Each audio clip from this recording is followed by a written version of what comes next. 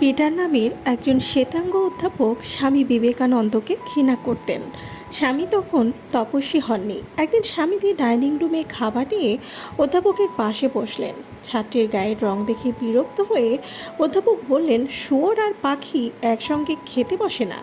বিবেকানন্দ উত্তর দিলেন, চিন্তা করবেন না প্রফেসর, আমি উড়ে যাব। এই বলে তিনি অন্য টেবিলে বসতে গেলেন। পিটার রেগে লাল হয়ে যান। অধ্যাপক তার অপমানের প্রতিশোধ নেওয়ার সিদ্ধান্ত নিলেন। পরের দিন ক্লাসে তিনি স্বামী বিবেকানন্দকে প্রশ্ন করলেন, মিস্টার দত্ত, আপনি রাস্তা দিয়ে হাঁটার সময় যদি পথে দুটো প্যাকেট পান, একটি জ্ঞানের ব্যাগ আর অন্যটি টাকা, তাহলে আপনি কোনটি নেবেন? স্বামীজি উত্তর দিলেন, অবশ্যই আমি টাকার প্যাকেটটি নেব।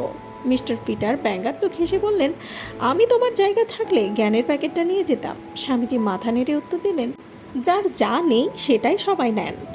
বারবার অপমান করায় প্রফেসর রাগের সীমা রইল না। তিনি আবারও প্রতিশোধ নেওয়ার সিদ্ধান্ত নেন।